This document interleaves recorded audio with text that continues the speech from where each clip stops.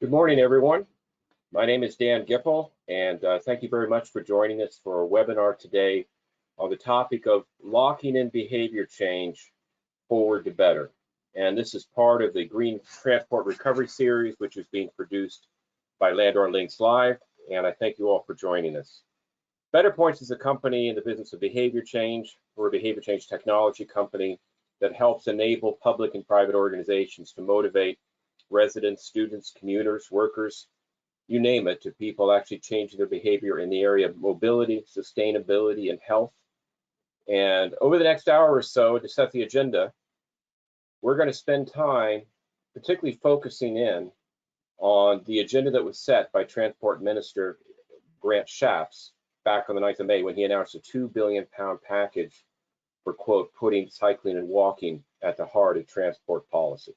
And within that, there was a £250 million immediate incentive for interventions for local councils to do things on the ground right away to help make that possible.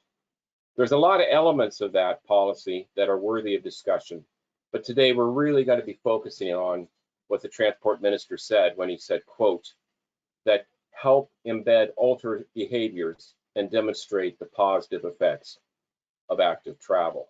And it's worth noting that over 500 people have registered for this event today, and we're really grateful for that. We're glad you're here with us.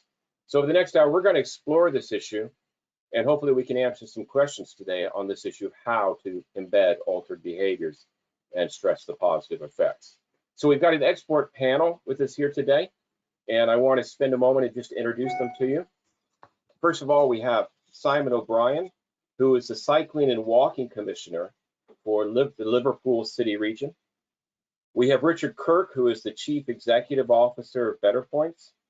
And we have Dr. Ian Walker, who's the Transport and Traffic Psychologist from the University of Bath. And finally, we have Cllr Suzanne Bartington, who's a cycling champion at the Oxfordshire City Council and a public health consultant. So we have experts on this panel from the realms of transport, from walking, cycling, and behavior change. So we want to give a strong welcome to each of them. So what we're going to do is each of the panelists are going to have an opportunity to give a brief talk or presentation. And during this time, please feel free to use the questions area of the app to be able to put some questions forward and indicate as to who that question particularly is to, that we can probably infer that. But please go ahead and put questions forward. And at the end of all presentations, we'll spend time going through some questions and answers, really trying to focus in on the things that each of you would want to know today. So without further ado, I actually would like to hand over right now to Simon O'Brien. Simon, over to you.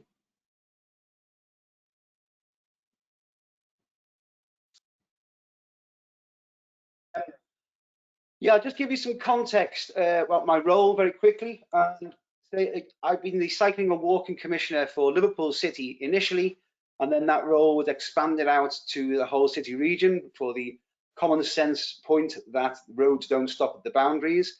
So I've been working very closely with both Mayor Joe Anderson and the Metro Mayor Steve Rotherham over the last kind of 2 years and then 18 months at city region level. And I have political buy-in. You know, both leaders and a lot of people in the council and the CA, the combined authority, were making the noises that I wanted to hear, saying that they were going to put in hundreds of miles of a properly segregated cycle lane, more walking space for people. But that's kind of all very well. But then once you get down one level from the political leadership and from the political direction, you then hit council, and council are very, very cumbersome beasts, and so are combined authorities, and they don't like to move very quickly. But then, of course, that all suddenly changed because this horrific pandemic hit us, and we all went into lockdown. And if I could have my first slide, we all know what happened next. This is the central road running through Liverpool. It's the Strand. It normally is a sea of traffic. It's 6 lanes wide. It separates out the Albert Dock and the pier head from the rest of the city, and is a real barrier running through the city centre. This is what it looks like. This is what it looked like 3 weeks ago on a Wednesday afternoon, when normally it would just be absolutely jammed with traffic. You can see there's only one van in the whole picture there, and I think he was just out testing his eyesight to see if he was safe to deliver further out. But apart from that, that was a story, as we all know, not just in city centres, but across the whole of our cities. To walk outside and see people strolling down the middle of the pavement and middle of the road was just a delight. But then, of course, everyone started thinking, what am I going to do? I'm in lockdown. And I started thinking, oh, right, okay, this is a once in a lifetime opportunity to kind of change how we behave. So that really started giving me sleepless nights, because people started doing this. If we could show the next slide. This looks like it should be in Holland or in Belgium, but it's not. It's in Liverpool. It's the coastal path. Now, before lockdown, if you saw one or two cyclists down there on any given day, that would be kind of some people I already knew, I guess. One of them would be me. But now, as we all know, people have taken to their bikes. They've taken to walking everywhere. It interests me that when you go to the supermarket and you stand outside to queue and socially distance, the queue is long, but the car park is relatively empty. People have started walking to the shops and have started riding further out. But then lockdown starts to ease, and I start asking the questions of both Mayor Anderson and of Steve Rotherham, and the Metro Mayor Steve Rotherham. We have to act now. We have to act now. We have to do something. Unfortunately for me, we do have political buy-in over here in Liverpool, and they have the will to do it now as well. Because Mayor Anderson declared that there's going to be 100 kilometres of temporary bike lanes around Liverpool to allow people to commute in to socially distance, at the same time as taking on the complication that very few people will be using public transport. So you either go for gridlock in cars or you give an alternative. And they have. If you go to my final slide, please. This is the very first pop-up cycle lane that has been opened in Liverpool. This runs down one of the main thoroughfares on the edge of the city centre, a place called West Derby Road. And they've taken out one entire lane to put in these temporary cycle lanes. And they've really started rolling them out now. That's the first of 6 key routes that they're going to run in to the city centre and give people that choice. So a joy, and it's only experiment. And the messaging that I've been very, very careful to put out, and the mayor has been very careful to put out, and all the other council members, is that this is a temporary measure. This is a COVID response measure, and let's try it out. Let's use these bike lanes. Let's get out there on our bikes. Let's keep this good behaviour going, this positive behaviour going, this active travel that everyone's been doing, and start commuting into work as much as we can to stop gridlock. So that's the message going out. Now, moving forward, we're at a very key stage because, as you know, lockdown is now easing. And so the next thing that we're talking with the City Council, the big message I'm trying to get out is, as the schools open, can we change that behaviour? Can we change the drop-off and pick-up behaviour? So we're in discussions now with some key schools in Liverpool who we were already working with before lockdown, who were very keen on putting safe zones in, to literally create a safe zone outside their school by not allowing parking at drop-off and pick-up, so that people can stand safely and socially distance and wait for their children. And that, I think, is the key thing that we've got to do next, because the school traffic will add an enormous burden onto the whole network. As well as that, we're looking at quieter neighbourhoods, because if you only put in half measures, if you put in these lanes and don't then allow people to run around your main thoroughfares, then you're going to start causing trouble there. And everyone has enjoyed the quiet space and the quiet air outside their houses. So we're going to try and embed that. It's basically using the Waltham Forest model of just putting in modal gateways to allow people to drive to and from their homes, but not make it easy to drive through any neighbourhoods. And then I'll finish off by saying, then the most important thing I am now working on is messaging. And I would ask every single attendee to take this on board. Just get that messaging going, because don't forget, once people go back to normal, there will be a backlash. When people say, oh, hang on, I'm stuck in traffic here, there's hardly any people using that bike lane, this is a nonsense, that backlash will happen, and you have to be ready. We have to be ready for the messaging to continue, that this is to keep people safe, this is COVID response as directed by central government. And if we keep that message going right through the council and right across every organisation, through social media, through TV, radio and newspaper, then we will achieve something amazing to come out of the back of this terrible crisis. Thanks for listening. Simon, thank you very, very much for that commentary on what's going on in Liverpool. And at this juncture, we would like to introduce Richard Kirk, who is the CEO of BetterPoints. Richard, over to you. Thank you, Dan. To those of you who know BetterPoints, we operate in positive behaviour change programs in health, sustainability and the environment, incentivised behaviour change. Today, we're speaking collectively about two things. One, transport infrastructure and the actions from that. And secondly, the positive behaviour change from that. And it very much ties in with Frederick Hertzberg's theory of motivation. We've got hygiene factors on one side and motivation on the other. The biggest behaviour change of all, next slide please, that we've seen is that from COVID-19. This was an enforced behaviour change, but one that shows that people will change their behaviour, and the positive effects of this have been fantastic. We've all seen blue skies, birds singing, we've reduced CO2. We've also got things like kindness and decency that we need to keep going as well. We need to lock this behaviour change in. Next slide. And to look at this, we first have to look at the infrastructure of transport today. There's been a flood of innovation that's come as a result of COVID. It's accelerated the steps that we were all taking to make this a better modes of transport and a better planet. So we've seen major city transformation, not just here in London and Brighton, but in Paris, all over the world. We've seen money put in, and as Simon's just mentioned, fantastic things being done in cycling lanes, in DFT introducing money, public transport introducing money, e-scooters, e-cargo bikes, etc. We've got now this return to work with the phasing. I'll come on to that in a little while, but we should learn lessons as well. The London Olympics did us proud in saying that we can reduce, retime, remote and reroute traffic, and they did that really well. I'll come back onto that. Next slide. Right now, we have a return to work, which is still to be decided, but probably phased, maybe in times people are going to work, maybe 3 days a week. Working from home, which is very powerful. This is reduced carbon, it's reduced travel, it's reduced that people work. It's going to have an effect on mental health, and it's where we need to do a lot of work. We've got schools returning from June the 1st, shops commencing from the 15th, and still we have to apply to the social distancing and avoid public transport if at all possible, which is interesting because we've been encouraging people to go towards public transport. So we're going to have to change that behaviour back. So next slide. Stating the obvious, there's a big danger of a rush back to the roads, increasing carbon. But we've got the innovation. We know how to operate active travel programs now.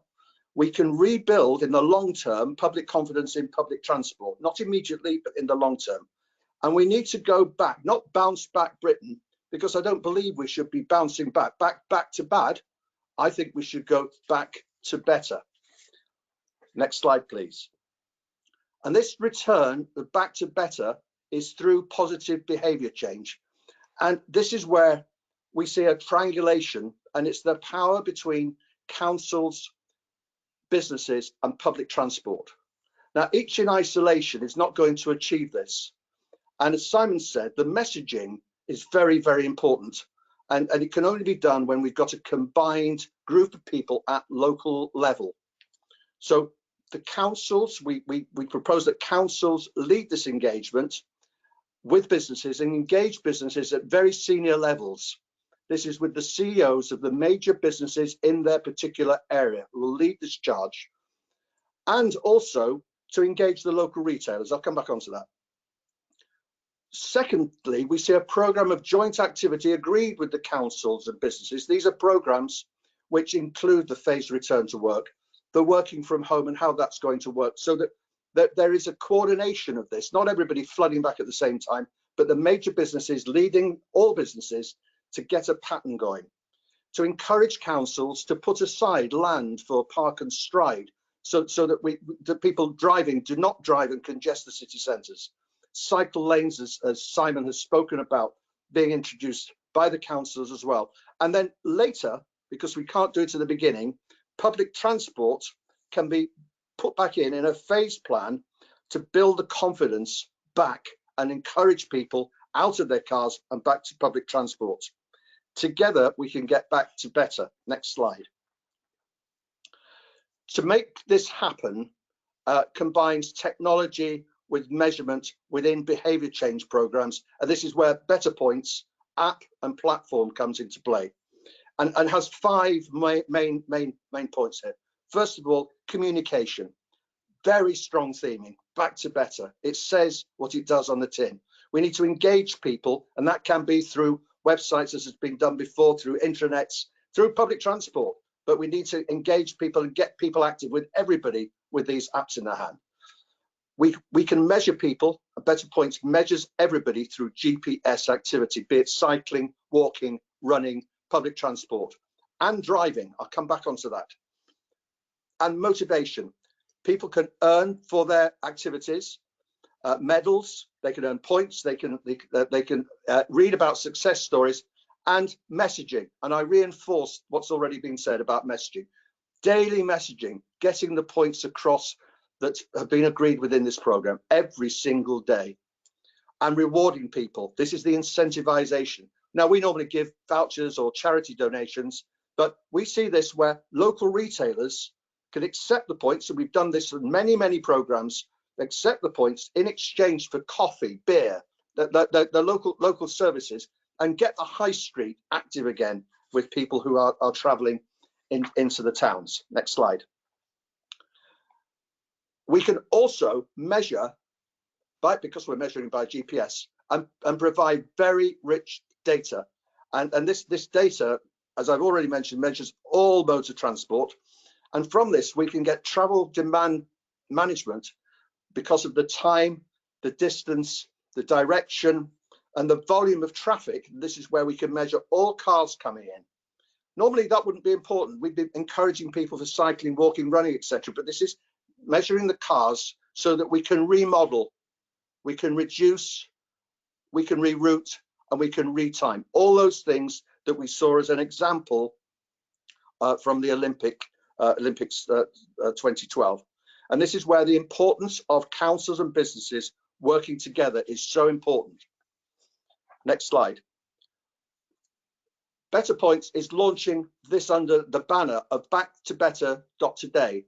We see this building public confidence for better travel modes locally with a universal message. And those 6 points: positive behaviour change, reducing emissions, healthy citizens, better working practice, improved productivity, and creating a better planet, all ring true from that programme. Next slide.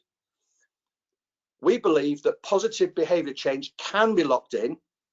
One-off initiatives will not achieve the goal. There'll just be a fragmentation if everybody's doing different things. We need to get one message as much as possible going right the way through the country. Everything needs to be in constant launch mode, not one-off programs, and consistent messaging is absolutely essential. Thank you very much. Richard, thank you very much for that. So far, we've heard 2 different types of approaches that are very complementary from both Simon and Richard. Let's keep going. I'd like to introduce Dr. Ian Walker now, the transport and traffic psychologist from the University of Bath. Ian, over to you. Thank you very much, and thank you for inviting me today. It's always slightly nervy when you speak after other people because, of course, I've been sat here thinking, I hope I don't contradict what they've said. But actually, what I'm going to say here follows on really nicely from what people have just talked about. So I hope this will be a nice complement to what you've just heard and maybe provide a slightly a framework within which it fits. So obviously, with only 7 minutes, I can't say much. So I've decided just to very briefly mention 2 things which I think it's useful for people to be aware of as they look to help in this space and as they look to provide structures that are going to allow people to lock in successful, healthy behaviour change for the long term. If we could just go to the next slide, please. So the first thing I just want to talk about is the timing of this, and this actually interfaces very nicely with something we just heard. So we've just heard how important it is not to do one-off interventions, one-off initiatives, and here I can give some support to that claim. So I've been working for quite a long time on the issue of habits and routines in people's travel choices. And in fact, just even as I said that sentence, I realized I was contradicting myself, because of course, for most people on a daily basis, there's no travel choice. People don't actually go through a decision-making process and choose a mode of transport to get to work each morning. What they do is they just quite automatically and unthinkingly repeat what they do every other day. So maybe we initially go through some thought process of how we're going to get to work or get to school, but within a few weeks, that pattern just becomes routine, it becomes habitual. We just, every morning, we don't weigh up the pros and cons of alternative modes. We don't get a spreadsheet out and weigh up the costs and, change our travel mode based on the recent tweak announced to fuel duty or anything like this. We just do what we did yesterday. Now, the corollary of that is that if we, on a daily basis, are just repeating what we did before without really thinking about it too much, then the implication is there are going to be certain times where that breaks down. And the times when that breaks down, when we are forced to start thinking consciously once again about our travel choices, is when something disrupts our lives. Now, the place that has usually been studied is disruptions like moving house or starting a new job or having a child, because they're obviously big disruptive events. They shake up your life and they force one of these little periods where you have to think consciously about your actions again, at least for a time. Now, COVID has clearly provided one of these events. We've all been forced to rethink our daily patterns. None of us right now are just mindlessly following our usual routines. But as we've already heard people allude to, there's going to be pressure to get back to that. Now, one of the things that's interesting is the timing of this. So first, what the research suggests is that if we want to change behavior, we should do it at the time when routines are disrupted. So we've got that. But then the other thing that's very interesting is how long it takes for old habits to die away. And that's something we studied quite directly. And this graph is from a study where we looked at the fading away of old travel habits. And one of the things we found, it's the decay of old travel habits and the formation of new travel habits. So what you're seeing on that graph is how habitual and automatic and unthinking is behavior for people who've changed the way they travel. So for example, somebody who's gone from driving to cycling. And what you can see there is that over a period of several weeks, the new mode, the habit of cycling to work, starts to increase, but even after several weeks, it's not fully there. The old mode, the habit, the instinct to get in the car fades away, but even after 4 weeks, it's not completely faded. And so the short version of this is, when people do change their travel mode, they need support for a long time. We can't just do one-off initiatives. We can't just do, let's have a bike to work day, because a single day isn't enough to establish a new pattern and break the old pattern. So we have to do our interventions at times of disruption in people's lives, times when people are already rethinking their patterns. And when we do so, we have to support them for a long period of time until the new behavior beds in and starts to feel completely normal and routine. Next slide, please. The other thing I just want to mention really briefly is that we tend to focus a bit too much on people. So this diagram actually comes from some old research in the educational context, but it applies very well to this situation as well. So this framework sees a person as being surrounded by a whole load of other influences that shape their behaviour. So if that's you in the middle, then you walk around with your ideas and your beliefs and your attitudes and so on, and they might influence how you act. But that doesn't happen in a bubble. Your beliefs, your ideas, your attitudes, your behaviour is also influenced by what other people think, by what your friends and family think. Your behaviour is influenced by what you see everybody else doing. And particularly, your behaviour is influenced and shaped and constrained by the physical world around you. You might want to do something, but if it's physically not made possible by the physical world around you, you're not going to do it. And this is really important because there's been a real tendency in the discourse around this area to try and shift everything onto the individual. You know, why won't these people just travel sensibly? Why won't they just travel the way I want them to? And a huge part of the answer to that is we've not built an environment that allows them to. So one of the things, going back to what Simon picked up on earlier, if we can build a physical world that facilitates and enables safe, easy, active transport, then that's what people are going to do. But until we build it, we can't get upset that people aren't doing, say, active transport, because we're not providing an environment within which it can happen. And just as a final thing to mention, I'm looking at a paper here from the Journal of Transport Geography on the reverse causality hypothesis. And what that is, that's the social science way of saying, build it and they will come. We've always tended to work in transport by saying, let's get everybody to support infrastructure and then we'll build it. But what the evidence shows is it's the other way around. Build the infrastructure, get people to use it, and their attitudes will shift round to support the infrastructure. And so with the kind of pop-up cycle lanes and walking systems that Simon's shown us, this is the time and this is the opportunity. These temporary structures have appeared. They're going to allow people to see and experience the benefits of active travel, and that should provide the acceptance and the buy-in for all sorts of future interventions to change the physical world, because we've finally got this opportunity to allow people to try it, rather than doing what we normally do of demanding that people request infrastructure and demanding to see a huge suppressed demand for cycling before we actually do anything to let cycling happen. Thank you. Ian, thank you very, very much. And I'm sure when we come to the questions, we want to come back to a couple of these points.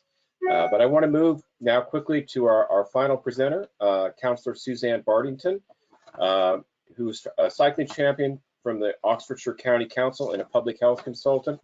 Suzanne, over to you.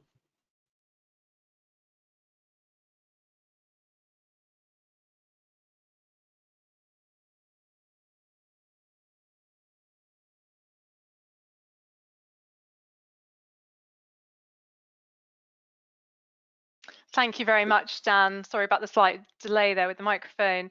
It's a real pleasure to join this panel today and to hear a whole range of perspectives around this absolute pivotal opportunity we have for active travel.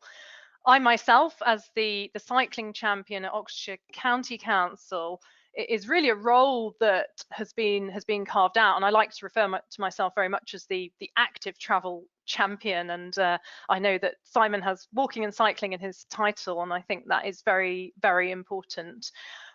My role is really about, as Simon touched upon as well, getting that political buy-in and getting the will in place, which I think is absolutely critical for being able to actually deliver on the ground and make these bold changes. Certainly, as we've already heard, this is an absolutely unprecedented opportunity.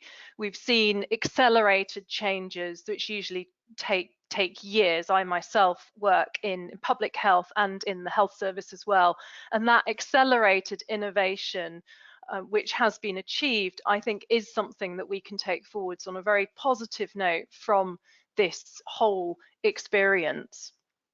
I've been astonished at the uptake in active travel, both what we've seen on the data front with monitoring in place, but also what I've noticed on a personal basis. So I was thrilled to go out on my Sunday ride last weekend and see a whole queue of cyclists along one of our local Sustrans national cycle routes. Actually, you know, a bottleneck of cyclists. What a wonderful sight to see. I've cycled through the centre of Oxford and actually been able to hear Carfax Tower chime the clock, which is usually drowned out by the high levels of traffic congestion which we face in Oxford City, which is obviously not an isolated issue. I also wanted to touch upon the health element here, because this isn't just about transport. This is much broader than that. This is an absolutely pivotal opportunity to actually improve the health and the resilience of our population. We're well aware in the public health community that physical inactivity is responsible for 1 in 6 deaths. That's more than smoking alone, and that costs the UK economy about 7 billion each year. Air quality, one of the subjects that I spend a lot of time researching, is responsible for around 36,000 early deaths each year at a cost to 20 billion for the wider economy, taking into account impacts upon productivity. And there's a whole range of other chronic diseases which are associated with the lifestyles which we really have very much built ourselves into over the last few decades. So this isn't just about changing transport, it's also really about improving the health of our wider nation and building that resilience. And I think that also comes back to this timely opportunity, because we are seeing an intense public interest in health and health awareness and heightened awareness around our own health and how we manage our health and interpretation of risks. And I think that is really important. And this comes back to messaging around the trade-offs and the risks, that actually, you know, it is less of a risk to be on your bike, to be active, than to be inactive, and that many of our chronic diseases actually present the greatest risks to our health. I wanted to touch upon some of the ambitions, shall we say, in Oxfordshire, and I think in contrast, obviously, to Simon, where there is the context of a combined authority, we're operating in a two-tier, essentially rural, broadly speaking, authority, which covers 5 district and city council areas and a single upper tier authority. And I think that presents its own unique geopolitical challenges around delivery, and most of the urgent action, and I've been pressing again and again around the urgency of this, has at the moment taken place in urban authorities, and that's something which I'm very keen to change. I'm very keen to share best practice across our rural 2-tier authorities, which have their own challenges in place. For Oxfordshire, this opportunity really brings together several elements. Obviously, clearly that health protection response, enabling safe social distancing during the COVID recovery phase, moving towards zero carbon transport choices, and we have an ambition as an authority of 2030 for becoming net carbon zero. Supporting local communities, so improving communities, traffic control, low traffic neighbourhoods, improving quality of life, improving data gathering, monitoring and reporting, which is something we already have been working on. We've got a lot of data sources, but now is really an opportunity to apply those. Encouraging community co-production and co-participation, and I've seen some excellent practice on this coming from local authorities elsewhere, and again it's something which I think is going to be absolutely critical to get buy-in at all levels, at both the political and a community and indeed an officer level in local government. And taking forwards existing projects and programmes. So again, in Oxfordshire, we already have a fully formed local cycling and walking infrastructure plan for Oxford City. We have 2 LC whips underway already for 2 of our major market towns. And we have a number of very significant capital infrastructure projects. So for example, 2 housing infrastructure fund bids, which have been successful for major walking and cycling infrastructure delivery, and a whole set of other potential projects. In fact, we have one on a major arterial route into Oxford, Botley Road, which just started yesterday, and a 9 million investment from the Department for Transport.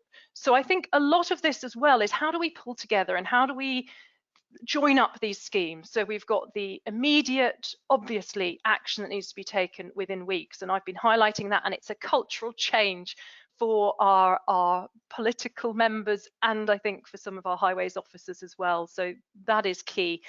The short term, as we move into those weeks and months, particularly in that return to school phase, broader return to work in the autumn and winter period, as I think is absolutely critical to get that right.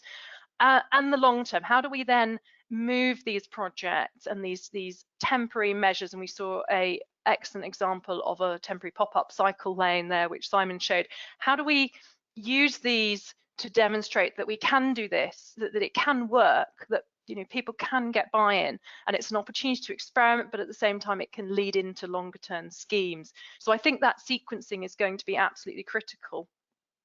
And finally, I just wanted to touch upon the element around behaviour. So we talk a lot in public health about models and theories of behavioural change, particularly around capability, opportunity and motivation. And I think that, as Ian outlined, it's absolutely true that putting the burden upon the individual to make these choices inevitably will not result in the large-scale behavioural shift which we want to achieve. And there's some very, very important simple mechanisms by which to really enhance that capability. I mean, I think we've seen opportunity, particularly in recreational cycling uptake during the lockdown period, because the change in working patterns and home circumstances, and that has had a significant effect. Motivation, we need to hold that on. We need to be clear about what the benefits are and how this will actually work for a better society, and providing the capability. And that's really where local authorities come in, providing those protected options which are easy to access, easy to use. I keep talking a lot about signage, support for people who are new to cycling, as an example, and encouraging and supporting them and providing that capability for them to make that choice. I haven't met anyone who wants to go back to the status quo that we had before, taking 2 hours to do a 10-mile journey, for example, in my local area. I haven't met anyone who wants to go back to that. So let's be bold and let's build back better, because we won't have this opportunity anytime soon again. Suzanne, thank you. That was terrific. And we're right on time. We've got about 20 minutes left. And I want to thank Simon and Richard and Ian and Suzanne for some terrific presentations. And I was trying to sit here and take notes of all the different issues and all the different variables and angles on this. And I'm running out of paper. As we started off, we talked about the need for political buy-in, getting the will in place to do something, reacting quickly. We talked about the issue of messaging, the importance of data, incentives, infrastructure, overlaps into physical activity, air quality, corporate productivity. We talked a lot about behavioral models and information. So there's all kinds of issues here that all ties in together, and somehow working together through all those issues to make some real change. So I'd just like to encourage the audience out there to please, if you could input some questions for our panelists. And in the meantime, I think I'll just go ahead and kick off the discussion a little bit. In that, Simon, can I start with you? Obviously, Liverpool has reacted quickly. You've actually got some pop-up cycle lanes going. You've got good political buy-in. Can I ask about this drop-off, the school run? I mean, I think we're still, after many years of trying, we're still at something like 60% of car journeys are within 5 kilometers. And a lot of that is a school run. Yeah. And I think, what is going to be different this time? What can we do now? What is Liverpool thinking about doing to finally move this dial? I guess it's the fact that, that this is not about the it's not about the chaos that's outside schools on a regular basis, about the fact that carnage you have at drop off and pick up and that kind of stuff, because we all say we want to do the best for our children, but we don't want to spend an extra 5 minutes dropping them off, so we'll park on the double yellows and just dash off. This changes the whole situation, I believe, because we've already got buy-in from the nation, because everyone has joined together to fight the pandemic. And now this is the response to that. This is the ongoing response to the pandemic, to say, you know, this is not about whether you should be able to be allowed to drop your kid right outside the gates. This just means if you do, then no one else can socially distance safely, because they won't be able to step off the curb into the road to do so, and there will not be enough space outside the school gates to allow parents to stand at a wide enough distance apart to collect their children at a wide enough distance apart. And so it just basically, it's the COVID response, basically. It's come from national government. And again, because we've got buy-in at council, we've already got schools. We were in a really fortunate position just before lockdown. We were already working with Sustrans on a cluster of schools in one part of the city. So what we aim to do, we've got a meeting about that on Thursday. And what we aim to do very quickly is to put those schools' plans into place, because they already wanted to do safe zones outside their schools, so that then other schools can see good practice. Because my feeling about this whole thing is that in the different boroughs around the city region here in Liverpool, some boroughs are really up for this, for doing pop-up cycle lanes and for doing safe zones outside schools, and some are a bit reticent. So I jump on the ones that are up for it, and hopefully the others will follow along. I'd say the same with the schools.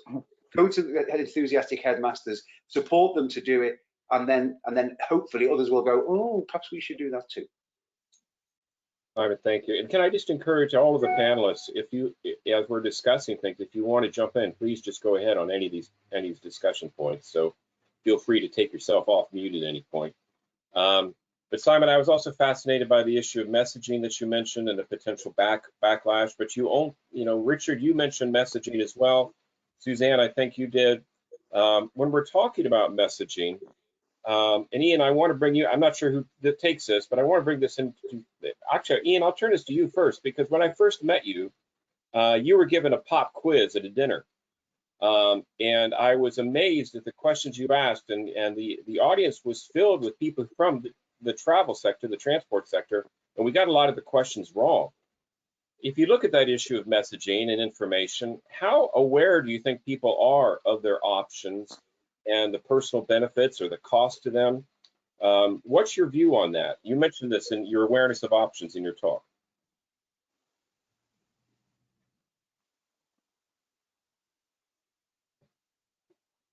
I think we're all going to struggle a little bit finding mute buttons here in this program.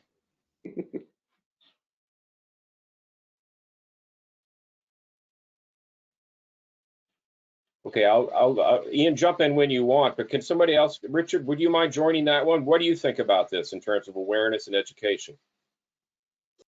Right, Dan. I thought that question was for Ian, but as far as awareness and education is concerned, let me turn my video on maybe. I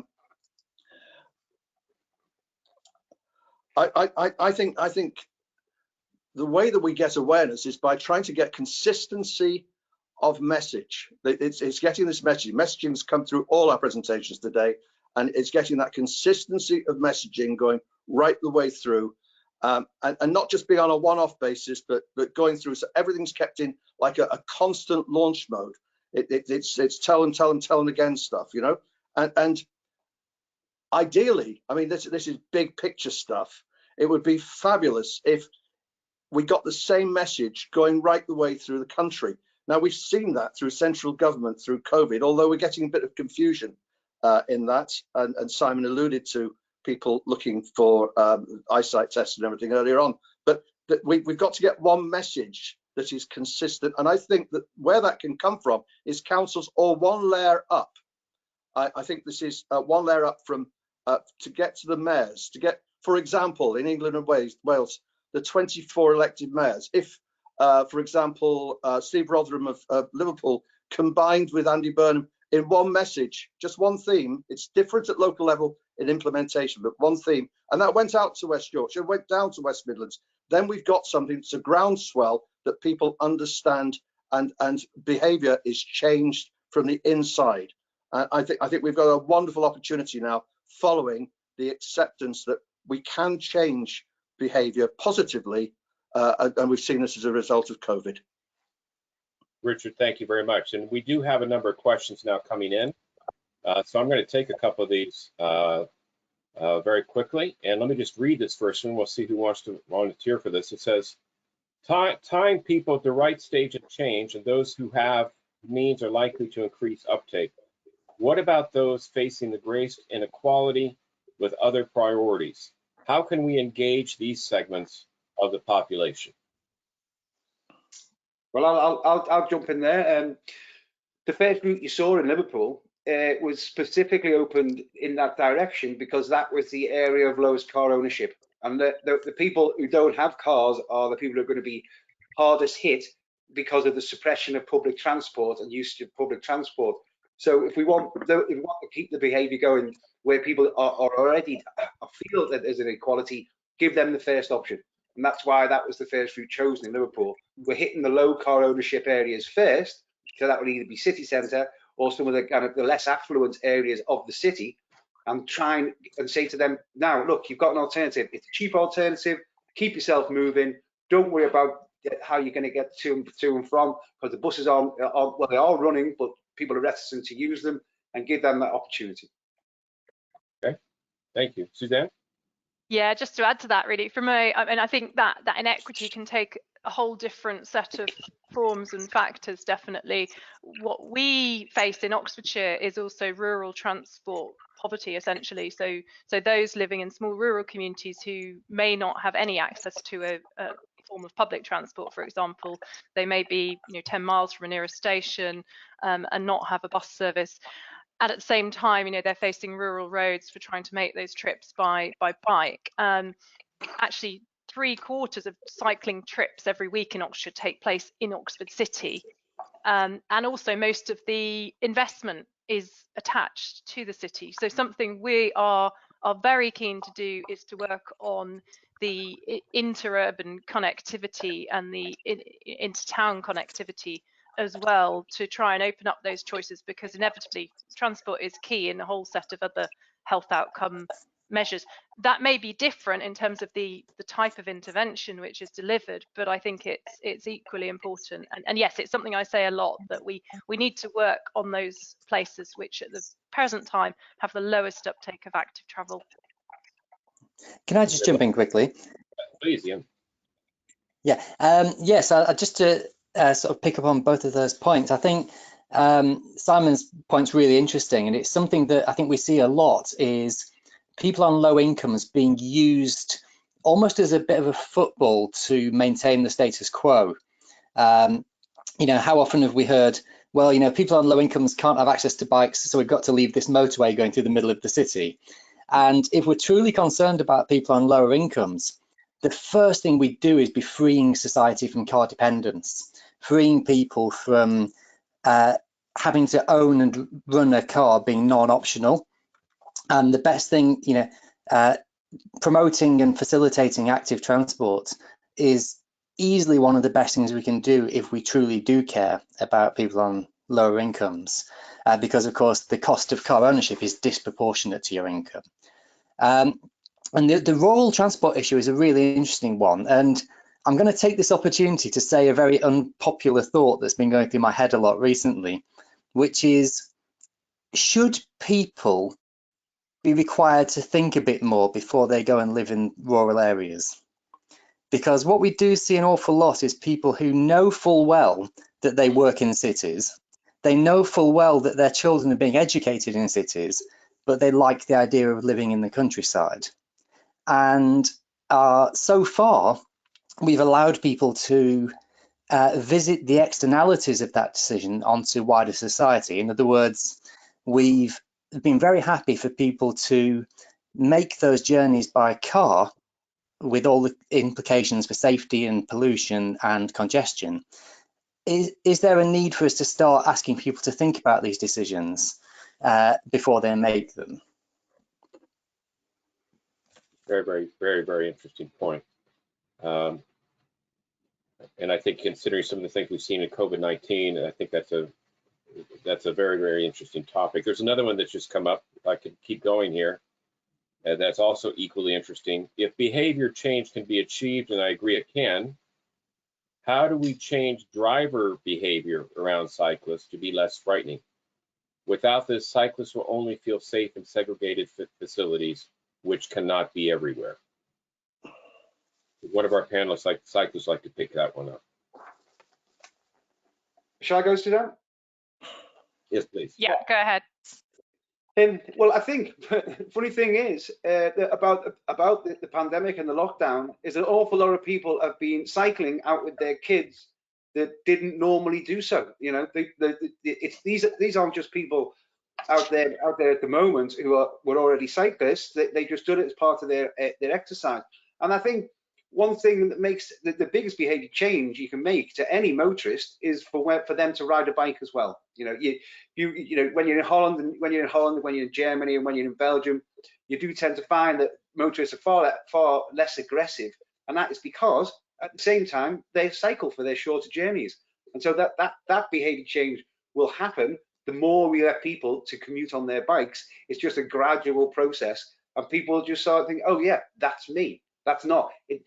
The whole us and them motorist v cyclist thing has just got to be just squashed and got rid of. You know, you've got good motorists and you've got rude motorists. You've got good cyclists and you've got rude cyclists. And it's not an us and them thing. And that has to change as a messaging point. But behaviour-wise, I think the more people ride their bikes, it will just happen. Just to add to that, I quite agree. I think the messaging needs to be about people and not about their mode of transport. So it's got to be all inclusive. We mustn't be categorizing into these different modalities. And as we know, most people who ride a bike, or most adults who ride a bike, do also have a driving license and do also spend time behind the wheel. I think from a policy perspective, I mean, it would be excellent if, for example, bikeability were to be a mandatory element of driving test. I think that would be a major step forwards. But I think in the short term, certainly, and it all comes back to this messaging and how we frame this most broadly. We've seen really successful public health campaigns around stop smoking, car seat belts, for example. You know, really, really positive sound bites.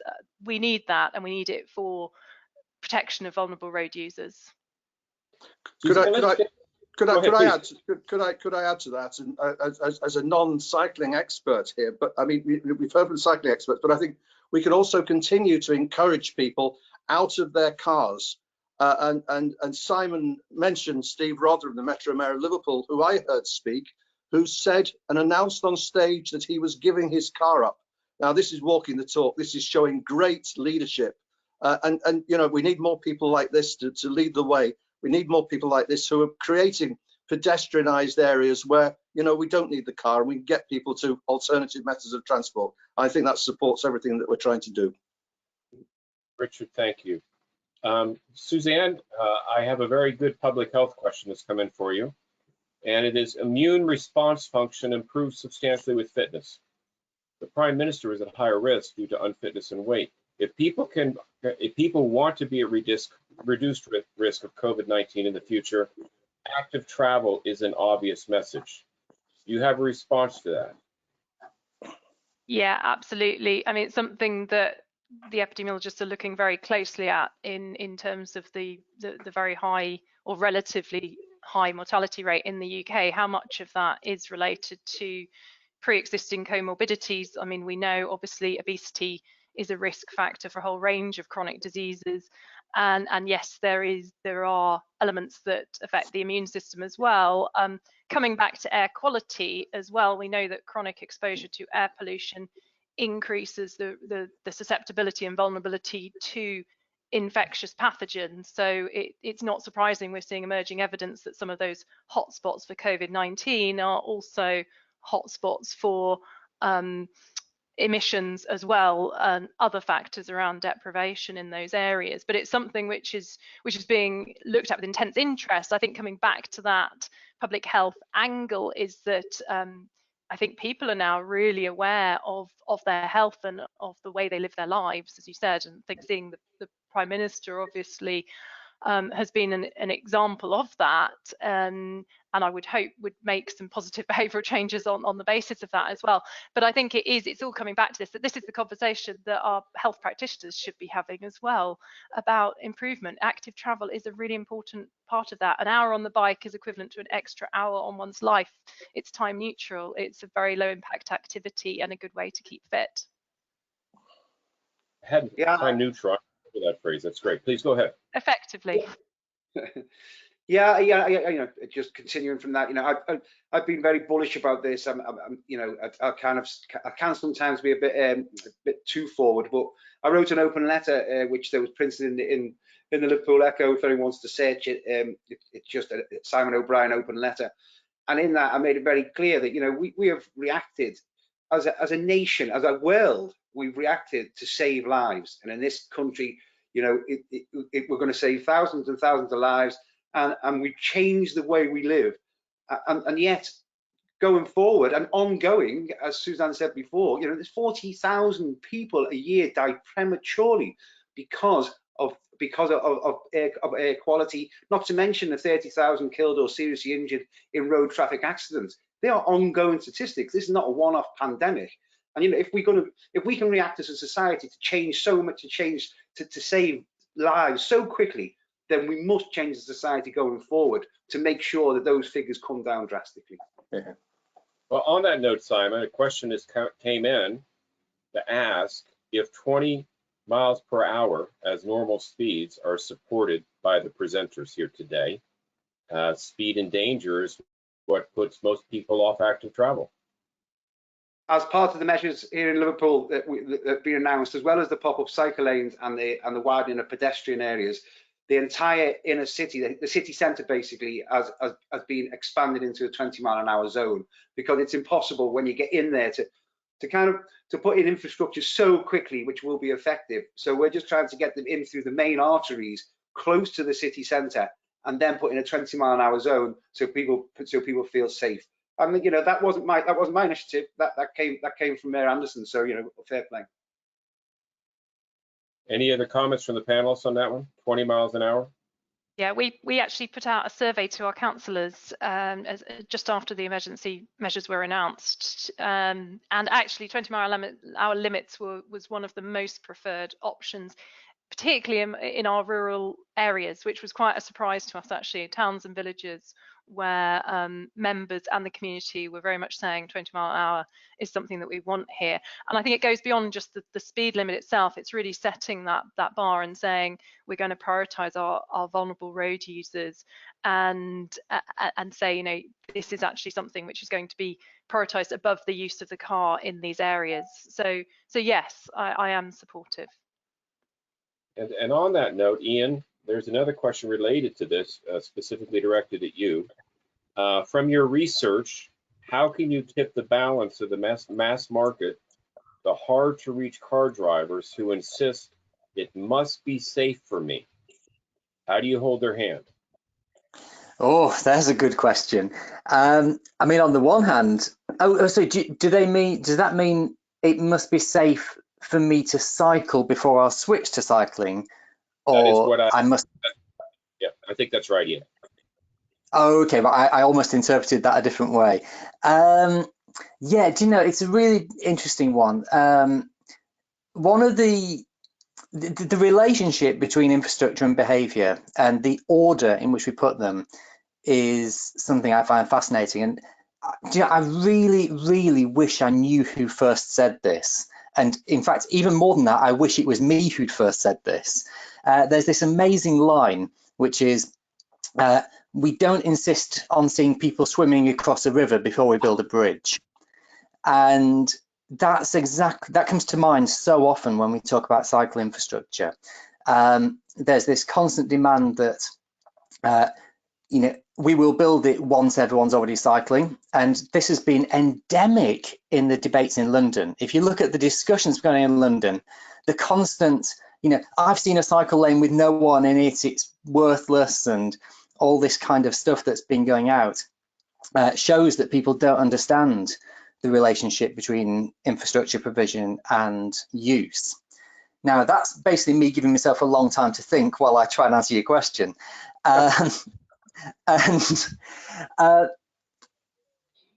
Yeah, I don't know if there's an easy answer. I mean, if it were down to me and I was exerting my autocratic tendencies, then I'd just be closing some streets.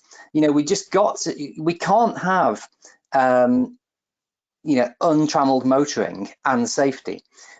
Even the discussion we've just had about 20-mile-an-hour limits, they're no use if they're not enforced, and they're generally not enforced. Maybe going back to something Simon said earlier, maybe the mini Hollands, the residential areas, the no through traffic, the cutting the rat running, filtered mobility, and these kind of solutions may be the best place for us to start by producing environments that are safe by design, that cannot be dangerous, and go from there. I would completely agree. I think the single most effective thing, that's why it's always lauded, you know. I went to visit Waltham Forest with, you know, didn't really know what I was going to find, because everyone was saying, you must go to this place. And it wasn't what they did with the high street, which was pretty cool. It wasn't the cycle lanes they put in, which was pretty cool. It was actually the modal filters. They just simply said that if you are driving down this street, you live in this street. That does two things. That stops someone trying to dash through from one parking space to another. And it also means that when you're driving down that street, it's your neighbour's kids and your kids playing out in the street, which happens there now, because everyone just drives so slowly because they care about where they live. And that just changes your behaviour as a driver, not only where you live, but then that steps in as a mode further afield as well. It was just, well, Waltham Forest, when we woke up in lockdown, I immediately thought, oh, it sounds like Waltham Forest, because I could hear the birds singing. And yet everyone's got a car there. They just don't use them, because the shift in behaviour has been, you can drive to the shops, but it will take you 25 minutes or it's 10 minutes to walk. And it's and people do it, and even the people who are against it now accept it, that what was being created is a better place. Thank you, Simon. I'm noticing we're a couple of minutes past 12. We discussed beforehand we would run a little bit over if the questions warranted. What I can tell you is we have a wealth of questions that continue to pour in. It's obviously piqued a lot of interest in people. One here for you, Richard. From this is, would Richard have any advice about engaging with small businesses, especially small retail businesses? The national businesses get it, but the small local businesses still believe that car access to the high street is essential for their businesses. Right. Okay. This is a little beyond direct behaviour change, but I do have a view on this. I think that the big businesses get the benefits of pedestrianised areas, and perhaps the small ones don't see the safety, the CO2 benefits. They just see the lack of trade, and that's wrong, because it's been proven that pedestrianised areas do produce business. People do come into those areas, so that would suggest to me that there's a lack of communication. So I would go down what I call the 3 C's here, and that is consultation, communication, commitment. And as a council, I'd be consulting with all those small businesses as a body, communicating the benefits and everything, and getting their commitment and buy-in en masse. That's I think how I would do it.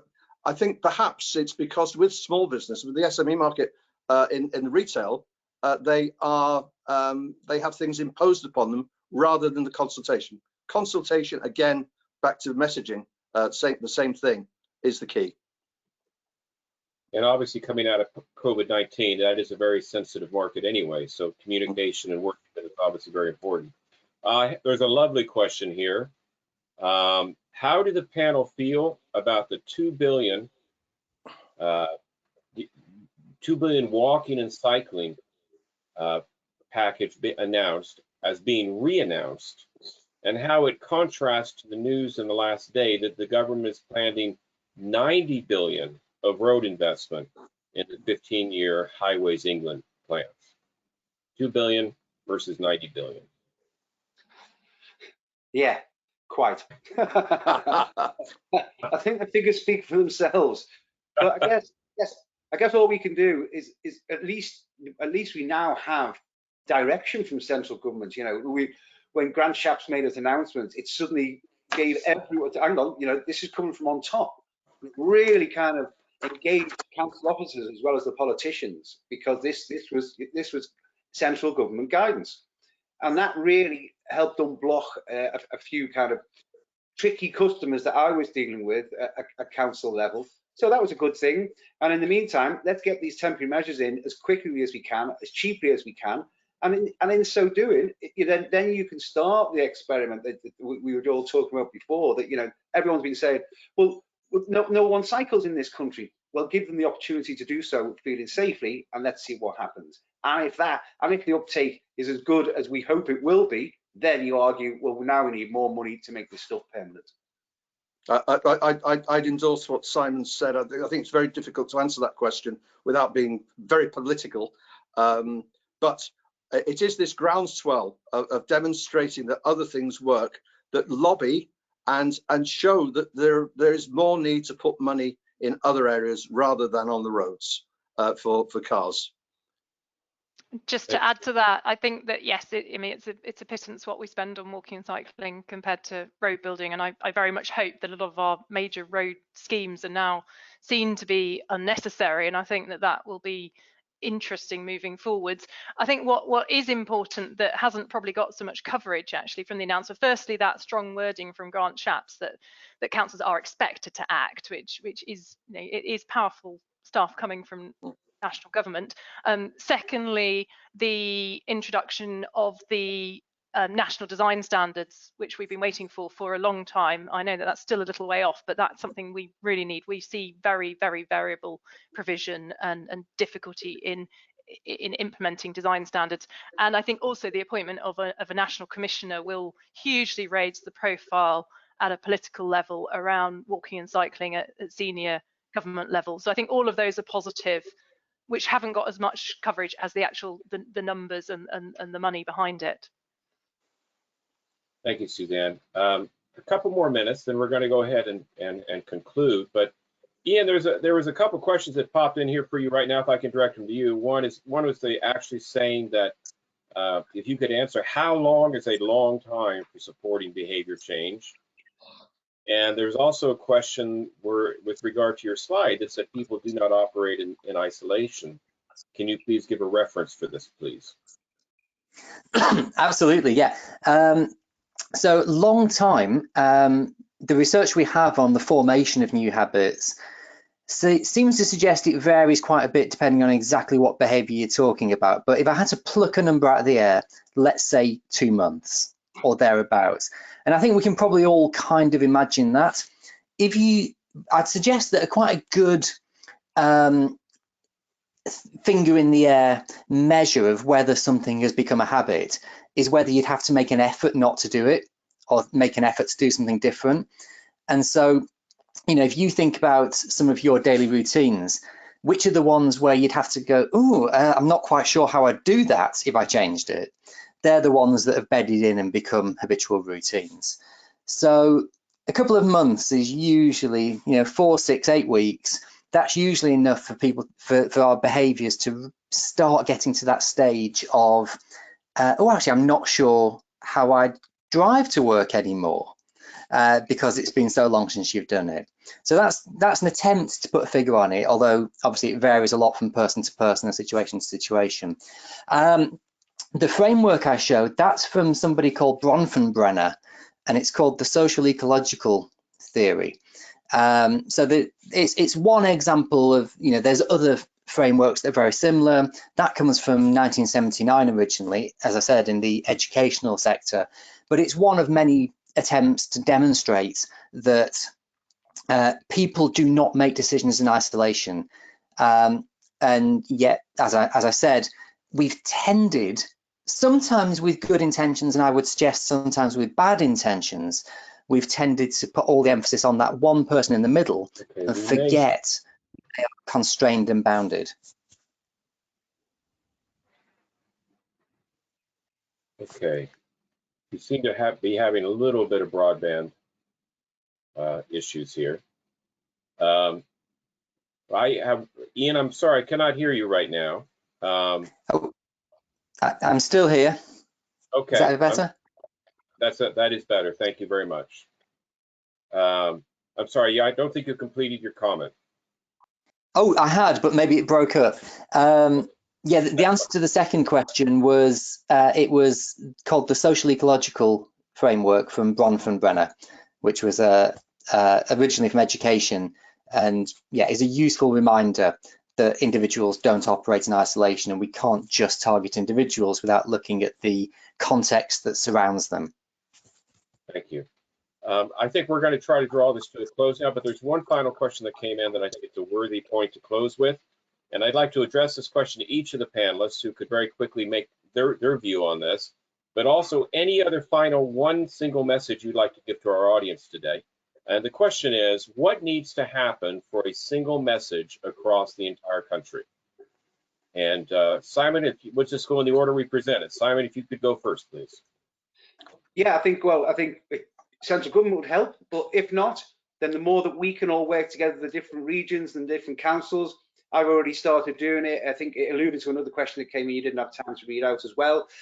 That would be, are we working with other districts? And Manchester, Chris Boardman and Andy Burnham were very quick in putting together a really good message package for their different boroughs, which they then shared with us, and we then shared with other boroughs, and we're happy to share it with anyone at all, because it just says hashtag safer streets, save lives. And if you put that on all your temporary infrastructure, you are embedding a message that this is COVID response, and therefore we ask you to be patient with this, and as we try and work our way through it.